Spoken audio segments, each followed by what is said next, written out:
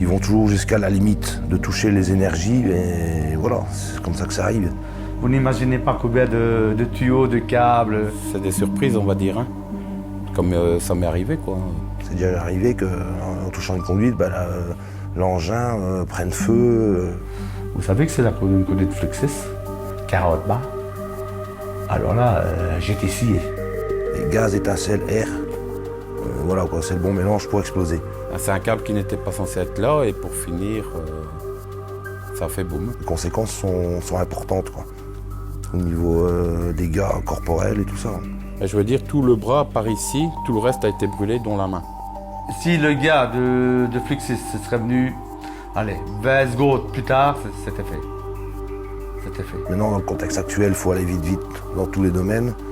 Et voilà, ils prennent de plus en plus de risques. Et nous, après, on en prend encore plus quand la catastrophe est arrivée. Peur, ça fait peur. Les images, on les a encore en tête actuellement. Hein. En Wallonie, Ores gère 60 000 km de conduites et de câbles, dont près de 35 000 en souterrain.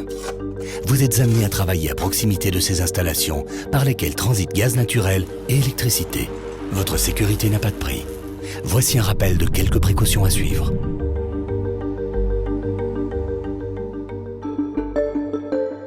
Lors de travaux de voirie, il est primordial de consulter les plans d'aménagement du sous-sol. Ceux-ci doivent impérativement être disponibles sur le chantier. Vous pouvez les demander à votre contremaître. Il est également indispensable de réaliser un traçage au sol. Celui-ci vous permet de mieux visualiser la position des différents câbles et conduites. D'autres repères existants peuvent également vous donner des informations utiles. Les macarons qui indiquent la présence de raccordements et de conduites de gaz. Les différents trapillons qui signalent le passage de gaz, d'électricité ou d'autres impétrants. Pour vous assurer que vous avez bien identifié toutes les conduites, vous pouvez également effectuer quelques observations de votre environnement. Les éléments des réseaux visibles en surface, une cabine de distribution par exemple. Des observations faites depuis les maisons du voisinage. Confirmez vos observations en effectuant précautionneusement des sondages à l'appel.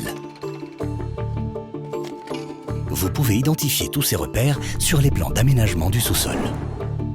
Si les informations sur le plan concernant le gaz et l'électricité ne correspondent pas à vos observations, signalez-le nous en appelant le 078 78 78 00.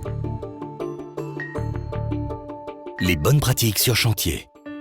Voici quelques bonnes pratiques pour éliminer les risques immédiats lors d'un chantier, mais aussi pour éviter de détériorer nos installations sur le long terme. Évitez de fumer. Fumer à proximité de nos installations pourrait enflammer le gaz en cas de fuite.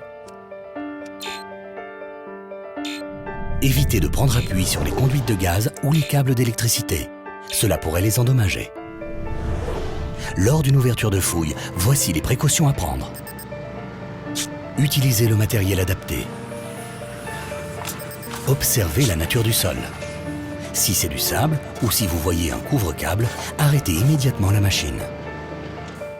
Cela signifie la présence d'une installation, gaz, électricité ou autre impétrant. Si l'une de nos installations est touchée, il faut impérativement la faire réparer avant de remblayer. Quelles sont les précautions à prendre lors du remblayage? Recouvrir les conduites et les câbles avec du sable. Replacer les protections ainsi que les repères et équipements de surface. Respectez les interdistances entre les différents câbles et conduites. 10 cm en croisement et 20 cm en parallèle.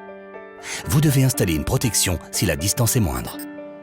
Compactez les remblais à la main près des installations, puis ensuite par couche de 20 cm. Les bons réflexes. Que faire en cas de rupture d'une canalisation de gaz?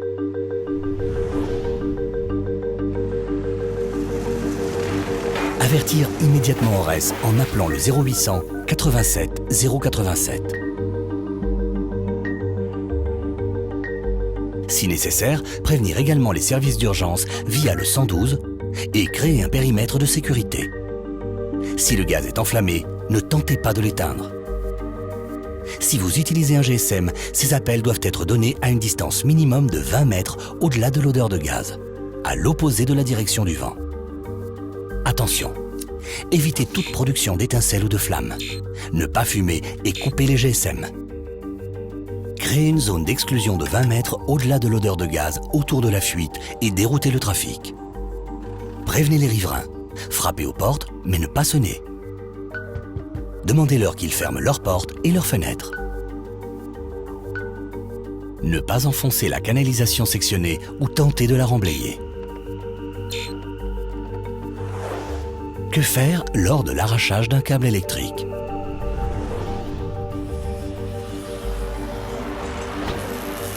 Quittez immédiatement la fouille et avertir ORES en appelant le 078 78 78 00. Si nécessaire, prévenir également les services d'urgence via le 112. En attendant l'arrivée de l'équipe d'intervention, balisez la zone et tenir les curieux à bonne distance. Ne pas redescendre dans la fouille et ne pas manipuler le câble. Il est toujours supposé être sous tension et donc dangereux. Dans ces deux cas, notre équipe d'intervention sera rapidement sur place. Enregistrez maintenant ces deux numéros dans votre téléphone portable afin de les avoir toujours sur vous. 0800 87 087 pour prévenir tout incident, gaz ou odeur de gaz. 078 78 78 00 pour prévenir tout incident électricité ou reporter une différence entre les plans et vos observations. Je crois qu'il faut absolument avoir les impétrants avant de commencer à travailler. Bien regarder, bien signaler. Et si vous n'êtes pas, je vais dire, vous n'êtes pas sûr des câbles que vous trouvez quand vous faites des fouilles, se renseigner avant d'aller plus loin. Parce que c'est dangereux. Qui respectent les distances au niveau du terrassement avec les engins mécaniques. Qui est chaque fois des suiveurs. Si à la rigueur tu dois te rapprocher de la machine, il faut à la rigueur qu'elle soit à l'arrêt.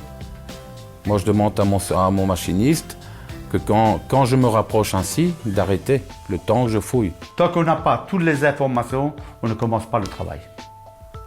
Qui tapent pas à travers tout.